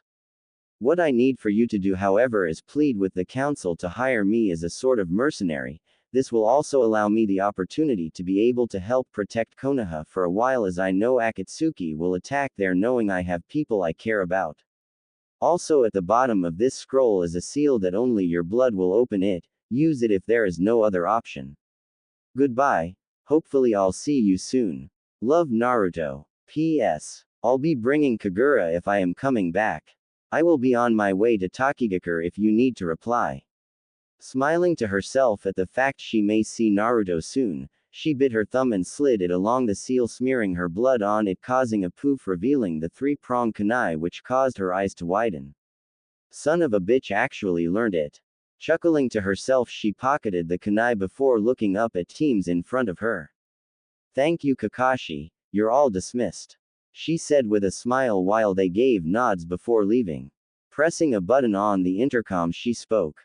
Shizune, call a council meeting in the next hour, and tell them it's important, she ordered. Hi Tsunade-sama, she heard back. Nodding to herself, she relaxed back in her chair while hoping she sees Naruto soon. Kumogakure. Raikage Tower. There weren't many things that could easily scare the Raikage. Being born and raised in a place such as Kumo had built a tough shell around him and learned to be calm and face all dangers that may come at you. Despite this, there were things that did scare him, such as his assistant who was get pissed at him for missing a meeting or accidentally destroying his office and training ground. Then again, maybe all women could scare him, especially when they give you the look. And let's not get started on the paperwork fiasco that seemed to multiply whenever he looked away. However, what really scares him is the full-on glare by a pair of Rinnegan eyes, while Yugito and Kagura stood up to the side watching everything. What the hell is wrong with you? Naruto growled out angrily. What? The Raikage asked, confused. You sent Yugito on a mission to deliver a package, instead she got ambushed by a pair of Akatsuki. Now try and tell me how they knew exactly where she would be. He spat out. The council gave me the mission for Yugito, said it was important and only she could do it. Raikage explained. And you didn't make sure what the mission was? You know better than me that the council want Yugito gone. I know for a fact that if it was Killer Bee going on that mission, you would have double-checked everything. At that, the Raikage jumped out his chair. How da? Only for him to be forced down by an invisible force. It was at this point that Team Samui came through the door and could easily sense the tension in the room, especially when they hadn't seen Naruto so angry and the Raikage so red in the face. You know full well that you should have backtracked the mission, make sure it was reliable and who the client was. If Yugito didn't have my Hiraishin kunai, she may have been dead right now, or worse. He exclaimed angrily. I have half a mind to go and kill those pathetic counselors, they remind me too much of Konoha's council. All right, you're right, I should have double-checked them, but I didn't expect the council to pull this one on me, especially when they're already scared of you. he admitted while Team Samui looked on in shock at what was happening. Looking at Yugito off to the side, they saw her looking down while Kagura had a blank look on her face. If they're scared of me, I'll go give them reason to be even more scared, Naruto said with a creepy grin before he vanished in a crimson flash. Oh shit. Raikage groaned before getting up with the others following. Council chamber. As the council were in a meeting of the usual day-by-day business, while silently celebrating for getting rid of the demon child once and for all, they were ill-prepared for the doors to come flying off its hinges, and meeting the deathly gaze of the Rinnegan. How are you all this fine day? He asked with a sickly sweet voice. Namikaze-sama, whispered a merchant in shock. I think it's been a lovely day to be honest, traveling around, enjoying the sights, when all of a sudden I was teleported to a fight involving the Akatsuki and a certain Jinchuriki. Now I know you guys had nothing to do with that, right? He asked rhetorically, and yet it sounded so sincere. Of course, we would never do something like that. One man protested. So it wasn't you who assigned the Yugito her mission, which ended up being an ambush? No. Like we said, we wouldn't do such a thing. Another man protested while sweat trickled down his forehead. I can never understand councils. I mean, this village practically worships Jinchuriki, views them as something akin to angels, the complete opposite of my home, and yet, there's people like you who wish to take it all away from them. And for what? Power. Money. You people make me sick. If I were the Raikage, I would have you in jail for treason. The last time I checked, a Jinchuriki as a human being, a shinobi, part of the community, and I know better than anyone seeing as I am one myself. He growled out as the council started glaring at him. Behind Naruto stood the Raikage, Yugito, Team Samui and Killer Bee, who had heard the commotion. Listen here, you disrespectful brat. You can't tell any of us what to do. This is not your village, so go home where you and your kind belong. One of the more stupid council members ranted. Naruto's eyes bored into the council members with a chilly gaze. Lifting his hand up, he used the power over gravity to send the man against the wall, cracking his bones under the pressure. You're right, I'm not part of the village, I'm an ally from the outside, and if you want to keep it that way, treat my kind with respect that they actually do deserve, because I doubt you want me as your enemy. He threatened them before letting the guy fall. Breathing in to calm himself, he turned around with a small smile. Well, that's that taken care of. What we having for dinner? He asked, causing them to face fault at the question. The old Naruto will always be there somewhere. Konohagakure. Hokage Tower. Council chamber. The council had changed a lot in the years Naruto was gone, as there used to be three sides to the council: the civilian, shinobi and the elders. However, through the years they all noticed that the civilian side were taking votes in matters that had nothing to do with them whatsoever, so they came to the decision to throw them out and keep the elders and shinobi side to make decisions. Now sat around the room was Tsunade Senju, Jiraiya, Sum Inuzuka, Hiyashi Hyuga, Shibi Aburame, Choza Akamichi, Shikaku Nara, Inoichi Yamanaka, Danzo Shimura, Kaharu Udatane and Homura Mitokado. What is this meeting about, Tsunade? Danzo asked with his one eye staring in a bored fashion. You will call me Hokage-sama, or Tsunade-sama Danzo. She snapped, irritated with the cripple. Anyway, I have received information from a reliable source and it could cost us dearly depending on the way we act. What is it? Sum asked, knowing it can't be good. Well, when is it ever? In 2 weeks' time, Orochimaru will attack us with everything he has. She informed them, causing them all to gasp in shock. We must do something to stop them. We don't have the resources at the moment to deal with an attack by Orochimaru. Inoichi informed them while getting nods all around. I know, I have sent a scroll to the cage informing him of our situation, and now all we have to do is wait for his reply. Will he even help us? Choza asked, getting everyone's attention.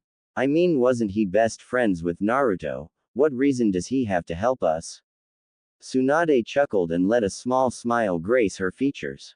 Because we will be hiring Naruto as a mercenary to ride with us in the upcoming invasion. Absolutely not. Danzo exclaimed, speaking for the first time. That monster cannot be trusted whatsoever. We don't even know where his loyalties lie. Oh, for sake. Hiashi spoke out, surprising them all since he never swore. Naruto has never betrayed us, never lead us to believe he wasn't loyal to his friends. The only reason you don't want him here's because you're afraid of how strong he has gotten, and lie to me. We've all read the bingo book, he is his father's son, no doubt about it, and that scares you more than you like to admit. Everyone was stunned to silence hearing that, despite knowing Naruto wouldn't kill them or attack them, elders not included. He was still a man to be feared for his abilities that he had gained in the recent years.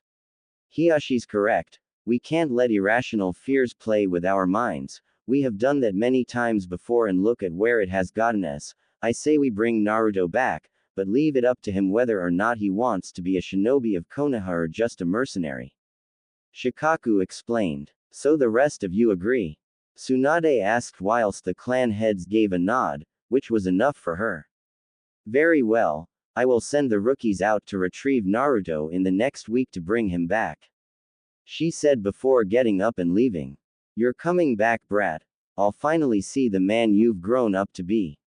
Later, Tsunade's office. Tsunade Senju was currently sat behind her office contemplating on the latest news she had gotten.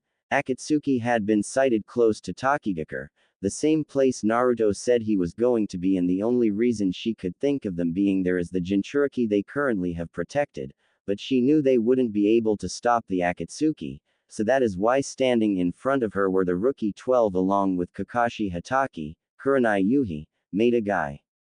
She had also informed them about the invasion that will be led by Orochimaru in the coming weeks.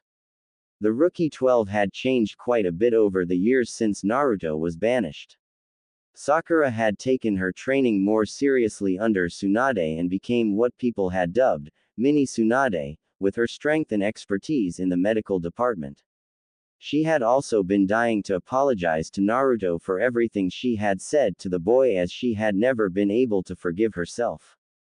The fact that he was banished because of Sasuke didn't help matters either, especially when she realized just how corrupt Sasuke had become over time. She changed her outfit, which now consisted of the same basic red top as in, with black gloves, black high-heeled boots, black shorts, short pink apron-like skirt, and pink elbow protectors.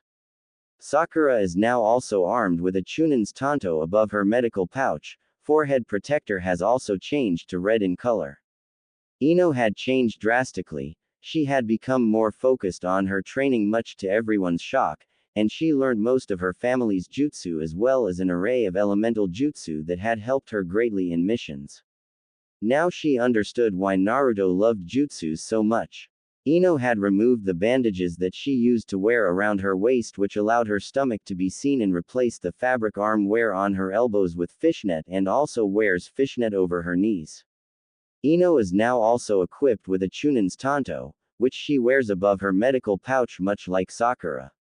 Shikamaru hadn't honestly changed much, other than the fact he actually trained harder, maybe because he wanted to help Naruto in the future as he knew of the dangers the blonde faced, or maybe it was because he realized just how dangerous missions were if not fully prepared, something he learned on his last mission with Naruto. Shikamaru has grown noticeably taller.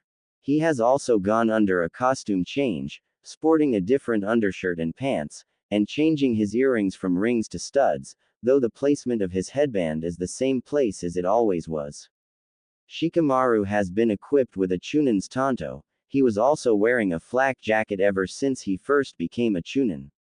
Choji hadn't changed much either, other than deciding to take his training more seriously, since in the retrieval mission he was beaten within an inch of his life thanks to his family's pills. Ever since then he had never had to use them. Choji has brown hair, swirl marks on his cheeks, and like the rest of his clan, he has a much rounder physique than most other people. He sports a red top with armor on his torso, arms, and upper legs, similar to his father. On the front of his chest armor is the obligatory kanji for eat. His brown hair has grown much longer, changes his earrings from rings to studs, and he now looks less overweight and more muscular, just like what he himself had always claimed, big-boned. Kiba, also has changed a lot ever since Naruto was banished. He had become more of a controlled person. Instead of being a loudmouth, he was more calm with his nerves and able to fight better now that he didn't get angry fast.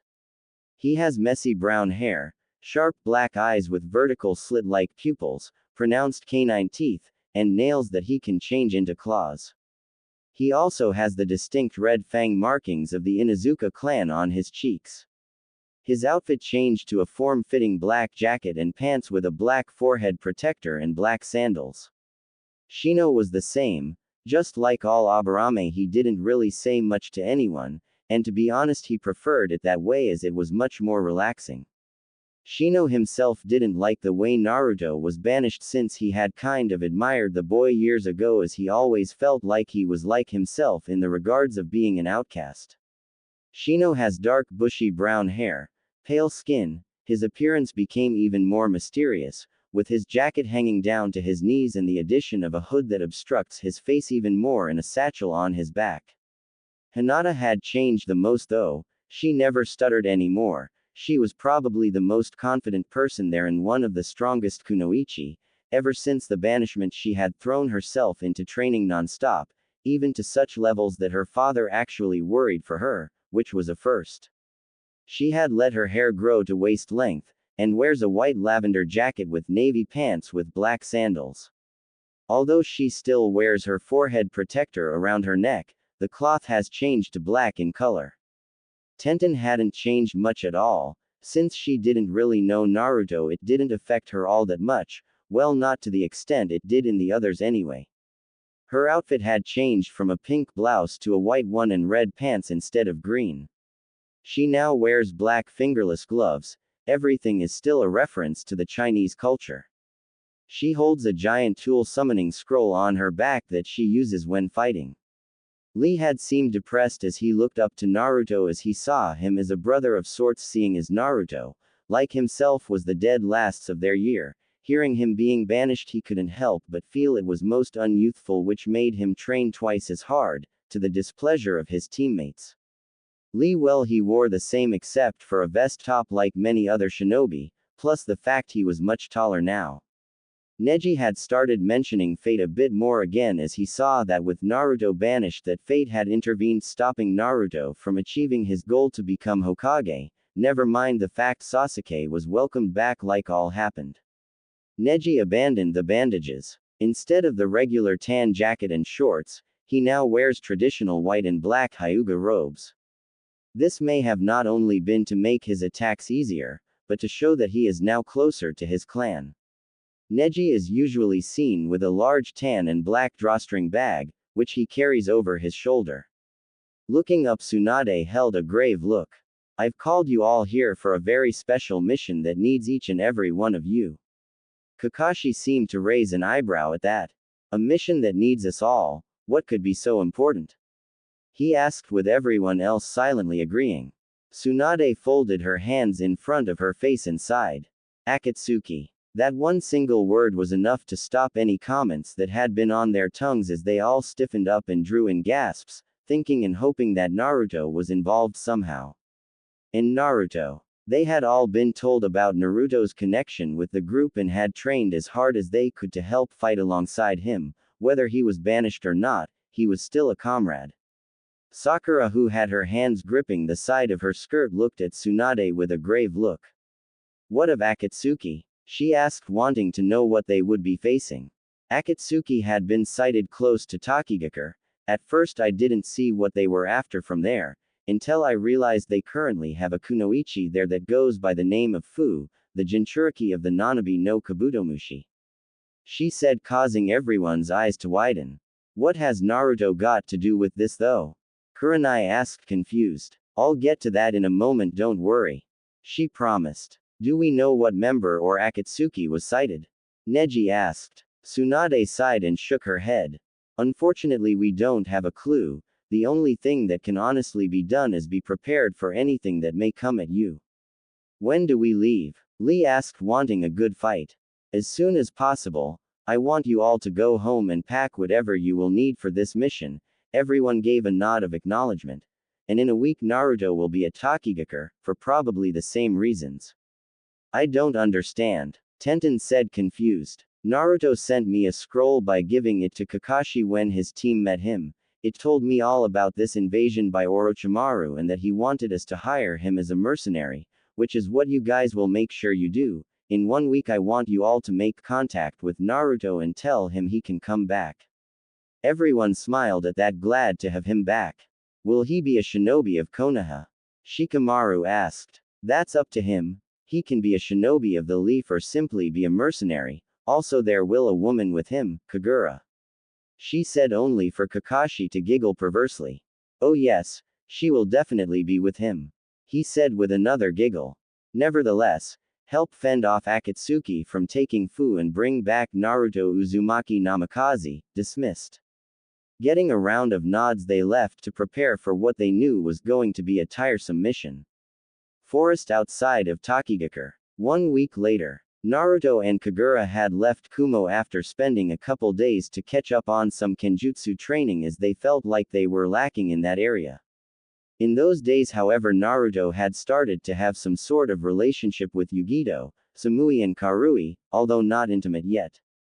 He had told them he would end up having a harem because he wanted to rebuild his clan back to what it once was, so this led to explaining to them about Kagura, already part of the harem. Meitarumi, the Mizukage, wanted to be, and a friend of his would be too. Obviously he couldn't tell them it was Konan, seeing as she is his spy and any information leaked out would put her in danger. And to his surprise they were more than happy. Well, Karui proved it by giving him one of the most intense makeout session he had ever had. Yugito had done similar thanks to Nibi encouraging her, while Samui and him kissed, but not to the extent of the other due to her having created an ice wall around her heart which was slowly crumbling each passing day. It was also the time of week to go to Takigakure because he had to check up on Fu, the Jinchuriki of the Nanabi no Kabutomushi. He had met her a couple years ago, only she only knew him as her village's hero for helping out her brother Shibuki. They had eventually gained a good friendship due them coming from similar backgrounds, as the only one who really liked her was her brother while the village just ignored her. Border of Takigakure. Slave camp. In a dense jungle that went on for miles inside of Kusagakure, a bunch of bandits and some missing nin from various villages were laughing, drinking, and chatting about how they raided a small village, killing men, children and women alike. In the camp they had captured women who were ages 14 to 35 and imprisoned in cages as a sort of victory trophy. They were whimpering and crying because they knew that with being captured by bandits and missing nin, they would plan on raping them and doing unspeakable things to them. Just then all of the mentioned bandits and missing nin got up and approached the cages looking like animals on the hunt with bottles of sake swinging around, showing just how drunk they were, terrifying the woman and hoping for a miracle to drop down. Ha ha ha, look at them crying and whimpering. One bandit said with a malicious smile on his face as some women ducked their heads away scared to death. Another bandit stepped forward with a smirk on his face. Ha ha ha, it just makes it all the more fun. Well, then, a missing nin with a slashed Iwagakure headband. Why are we waiting? He said as he unlocked a cage and pulled a woman out who looked to be in her 20s, kicking and screaming the whole time only for the missing nin to slap her. Shut it, bitch, soon you'll be screaming for a different reason. He said with insane laughter at the end, with everyone else joining in. Before anyone could do anything, a voice called out through the forest. Hado number 4. Byakurai. A large streak of condensed yellow lightning burst from the behind the trees and struck the missing nin in the side of the head, killing the man instantly, allowing the woman to drop down and scramble back. You people disgust me. Humans like you should never exist. A voice said as a figure dropped into view, revealing it to be Naruto Uzumaki Namikaze, and he was not happy. A bandit who was clearly drunk laughed at the newcomer. Ho ho ho, look what we have here, fellers, some punk kid wanting to play ninja. He said, laughing more along with the bandits, while the missing nin were getting a bit scared at seeing the person shinobi came to fear when they saw the renowned Shinku Senko. Naruto chuckled and shook his head. You guys really need to pay attention to who you're talking to. He said, narrowing his eyes, and his hand gripped the hilt of Ryujin Jaka tightly, prepared to start killing.